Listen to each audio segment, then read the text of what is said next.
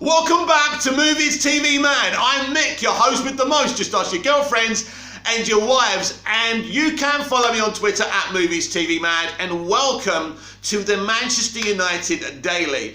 Now, I'm a person who spent 6 months in Hollywood, and I do have some friends who are Premier League footballers and managers. Now, you don't have to believe that, of course, and I'm not going to try and convince you of it, but it is the truth. So I may seem like some insignificant nobody because I don't have the followers or the subscribers, but never judge someone by that. So what I'm going to tell you here is the honest truth coming out of the club. No one at Manchester United, especially Sir Alex Ferguson, wants Ole Gunnar Solskjaer to remain as manager.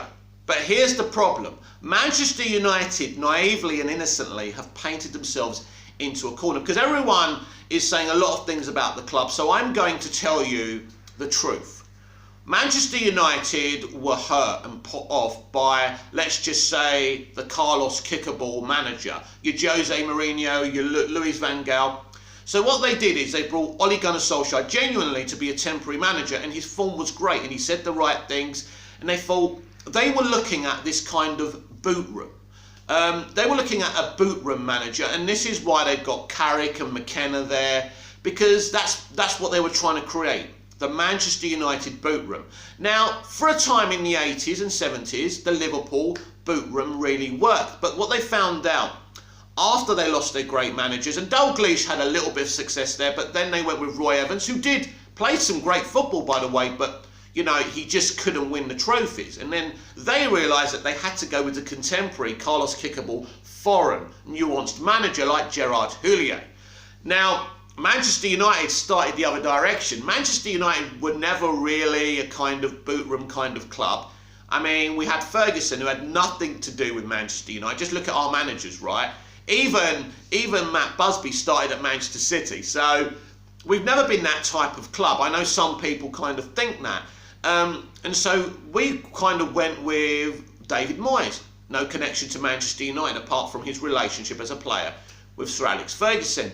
Then we went with Louis van Gaal, who's a brilliant manager. You see, I can understand why they went for Moyes, because they thought young British manager, he does things the right way, he did a good job at Everton. So I can understand, it's an honest mistake. Louis van Gaal is an honest mistake. Even Jose Mourinho, I can understand why they thought, well, this is a quick fix situation. Honest mistake. And with Ole Gunnar Solskjaer, they thought, right, he's come in as a temporary manager, he's winning some games, the players like him, the fans love him. You know, let's do this. So they went down this boot room direction. Now, they're quickly discovering that Ole Gunnar Solskjaer isn't the man they thought he was, and they now know that the boot room scenario simply doesn't work. The problem is with running Man United, you make big mistakes and blunders for the whole world to see, and that's what they've done. So this is the situation now. Nobody wants Ole Gunnar Solskjaer to remain as manager, but they also don't want to jump from the gas fire to the inferno. And they believe by sacking Ole Gunnar Solskjaer now and giving Conte the job is jumping from the gas fire to the inferno. And I must say, even I'm Ole out. I'm absolutely Ole out at this moment in time. Now, who knows? Just for clarity, maybe he turns this around in the second half of the season and we win a trophy. I doubt it. I don't believe that.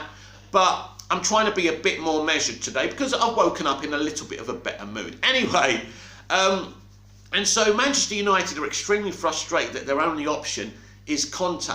Because what happens is, it's another Jose Mourinho situation. Now, to be clear, he's not another Jose Mourinho. This is a very, very good manager. And certainly a better scenario than Ole Gunnar Solskjaer. I think what they're doing now is, they're not giving Ole, you know, the press are saying Ole's got 3 games to save his career. He hasn't.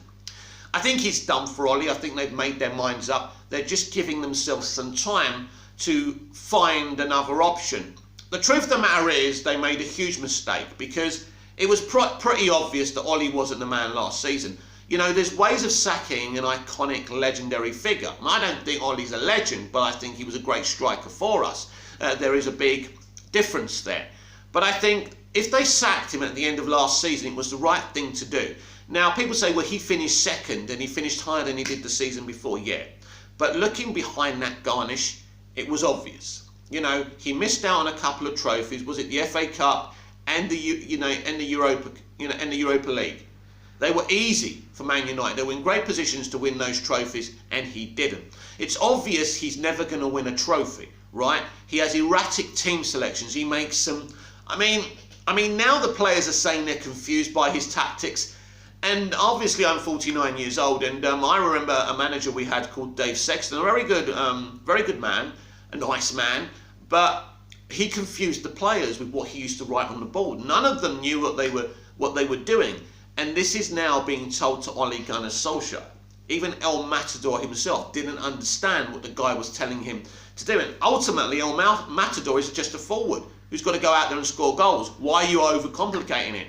And that's just one of the issues with Ole. And so Manchester United have nailed themselves into a very, very difficult position where they're kind of stuck with this kind of, some mothers do have them, Frank Spencer, accidental manager. Only me, hello, Betty, Ed, Mr. Glazer, I'm here. You know, that's the kind of manager that we've got. And unfortunately, and it's not me being unkind. You know, Ole Gunnar Solskjaer is making millions of pounds a year. You know, he says he doesn't read social media and doesn't watch people's videos, so it's fine, isn't it? And I mean, you know, and this is another thing. I mean, the top reds, you know, I mean, a lot of these female Man United influencers are starting to really annoy me as well. You know, the ones who will sell their soul to the devil, who will literally lift up their Man United top, you know, calling us fake fans for being honest about the Manchester United situation. We, you know, we eat, drink and bleed Manchester United. And ultimately you don't. Now, if you want to call yourselves fans, that's up to you. You make a lot of money, you do well, you're all over the place, but don't call us fake fans. If you believe the way to go about it is just to support the club and just respect every decision they make, that's up to you. But don't judge us and try and make us like you, because that makes you the toxic ones. It's always the ones calling out toxicity that are the true kind of source of any toxicity. And so anyway, we are in a no-win scenario here. Now, I want Manchester United to win this weekend. Not for Ole Gunnar Solskjaer so he can stay. I think that has passed. Unless he does something amazing and goes on a great run and wins a trophy or two, I think Ole is done. And I think the reality is we may be stuck with this guy for the rest of the season. But also what I'm hearing from the club is don't listen to the leaks too much. That's what I'm being told. Because they're saying these things are on a roll all the time. And there are discussions all the time to try and get themselves out of this very, very tricky situation. At this moment in time, the club just doesn't know what to do for the best. Because, as I say, naively, I don't think this is bringing in Solskjaer and doing this boot room thing was a nefarious kind of slippery, slimy thing by the Glazers. They genuinely thought, they thought the fans and what was best for the club was to start this United DNA thing, the boot room thing. And I think you can do that with the right people. Unfortunately, Ole Gunnar Solskjaer isn't the right people. I think if you brought in Paul Scholes and a few other solid pros, it could work. I mean, Paul Scholes even predicted what was going to happen against Liverpool. So I'm not saying that would make him a great manager, but at least he's kind of not one of these bullshitters who's just shilling Ole and the club. So even though I think the Glazers are not the greatest of owners, I don't think they are what everyone says they are. You know, I mean, they've given every manager a lot of money. And I keep on hearing about net spends, but they have given them money. I'm not a defender of the Glazers. I think they need to go, by the way.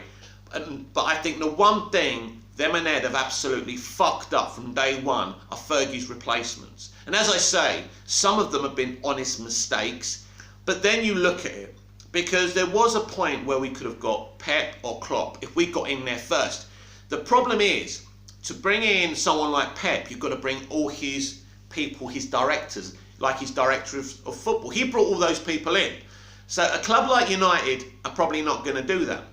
And Klopp, maybe he always wanted to go to Liverpool, who knows? But, you know, and it's easy to say that, isn't it? Why hasn't my movie franchise got the directors that are making that movie successful? You can say it about anything, of course you can. I just think that I can see why they've made all these decisions, but I think the moment they were at fault was when they didn't sack him at the end of last season, because it was obvious. That was the time. That was the right step. Let me tell you why that was the right thing to do. Because in the history, in the annals of the Ole Gunnar Solskjaer era, it would have shown that he finished third, then second. Some people would have even made the argument he shouldn't have been sacked.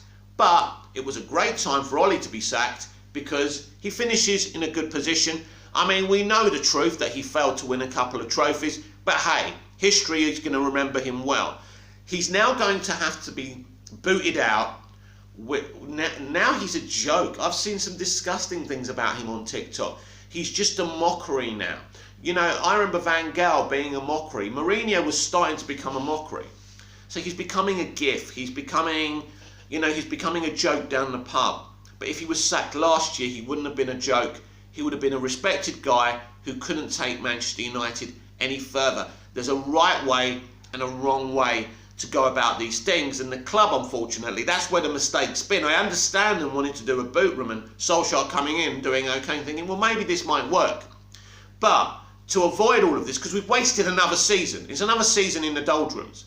What you do is you sack him at the end of last season. It's all clean and tidy. You bring in your manager. You let him bring in these players, Varane and Ronaldo and Sancho, and it's amazing. And you've already got players like El Matador. So it's great. And then you've got a brand new manager, a peak manager, who can take what Solskjaer's done further. And in the future, people can say, well, Solskjaer started this revolution. And that's a good thing, because Solskjaer has brought in a lot of good players. It hasn't been all bad. The problem with Solskjaer, he's not a good match day manager. He and his assistant they don't go to training. They don't train the players. That's for the other coaches to do. It's too structurized. And now they've overcomplicated everything. And the players are confused. Players are now, I know this, because players have said this to me. You know, I know a lot more than I'm going to say. But I will tell you that players are confused. And I don't think anyone hates him. It's not about hatred. But as a manager, this is what everyone's saying. This is a mess. This is an obvious mess. And he has to go. But who's going to replace him? What would I do? Listen, it's obvious what I would do and what most Manchester United fans would do, and most chief executives at this point. If I could, I'd bring in Conte temporarily. That's what I'd do. It would be a very ambitious thing to bring him in as a temporary manager. Bring someone in like that, or on that level, who's available right now. Say, listen, we're not going to give you a 3 or 4 or 5 year deal. We will bring you in and see what happens. Are you willing to do that?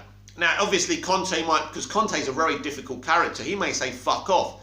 But there are some available managers, not on the best level. I'm not saying of Klopp and Pep, but still on a good level to salvage this season. Maybe get us to finish in the top 3 and win us an FA Cup.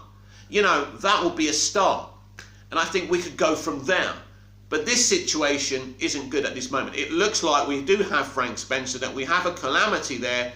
And I mean, I think at the end of yesterday and today, I'm just saying, well, maybe he can turn it around. Not because I think he will, because we're fucked and we're trapped with him. Maybe we can go on a run. Maybe we can win a trophy, and at least that's something. But ultimately, even as good a mood I'm in, because obviously my past couple of United videos, I've been very, very angry. It is an absolute calamity. And that's where I think the mistake's been, is that they didn't sack him at the end of last season. I think they haven't really done much wrong apart from that, because they supported him in the transfer window. So no one can say anything. And really, I think they went too far. They should have said with the Sancho thing, why are you getting him, mate? You know, why aren't you getting a CDM? I think that's their mistake as well, but no one policed him. I don't know how his mind works as a manager. It's very, very odd. I mean, and then we have to go to the other scenario where the toxicity he's put on the plate of Van der Beek is just mystifying. I've joked so many times. Did he sleep with the man's fucking wife? Did Van der Beek sleep with Ole's wife? Because I don't understand what's going on there. It's a mystery. And then to call him a sulker and all the histrionics, and then the Rashford thing where he's saying publicly to Rashford he's got to focus on his football, then he's got to take that back. look, it's an absolute calamity, and he must be removed from the club as soon as possible. Now, just before we finish this video up, what do I think is going to happen? I think we're only on Wednesday. And as I say, because I have my ear out there, I'm going to tell you this. Stop believing everything that Romano says. Romano has sources, not direct sources, by the way, but Romano has sources. Look, we know that Romano has taken over the way we find out in football news. I mean, basically, even Sky Sports News are reporting from what he fucking says. He's the emperor of sports news. We know, I'm not telling you his sources are no good, but he doesn't know everything. And in fact, I probably know more about what's going on than he does.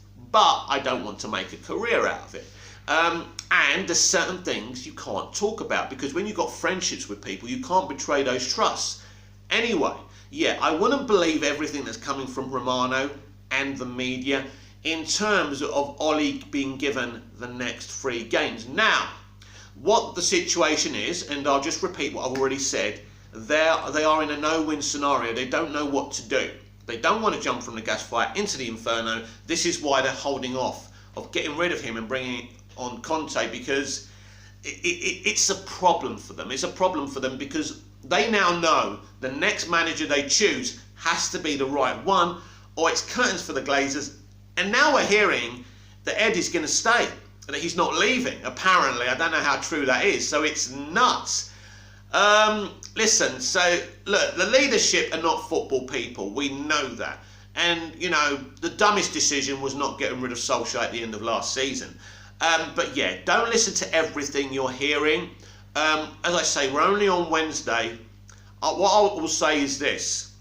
It's not 100% certainty that Ole Gunnar Solskjaer will be the manager against Spurs. Yes, there's a 75% chance that he will be, but there's also a little percentage chance that he won't be. Right now, they are looking for a solution so they can boot him out. Now, they haven't been able to find one, but that's what they'd like to do. I'll reiterate what I also said at the start of the video. No one is backing Ole Gunnar Solskjaer. Nobody trusts Ole Gunnar Solskjaer any longer. Not the players, not the club. Right now, at this moment, in this minutes and seconds and hours, they are stuck with a terrible accidental manager, and they are trying to keep things private and respectful and try and fix this situation. And that they will fix this situation as soon as they can. So when you hear these reports that he's got another 3 games and he's safe for now, no. Nothing is safe, and things are changing all the time. This is Movies TV Mad. Yes, why am I called Movies TV Mad and I'm talking about football? Because I love Manchester United, but I predominantly talk about movies and TV, and you can follow those videos. Just go and find my playlists and check them out. So please subscribe, please comment down below, like, share, all of that jazz. Please hit the notification bell so you never miss this perfection. I hope you enjoy the videos. Just remember, this is just an amateur YouTuber doing videos via a Lenovo tablet. The sound isn't great. I understand the picture isn't great, but you can still see my beauty, can't you? I hope you come back for more. I'll see you again soon. Until then, goodbye.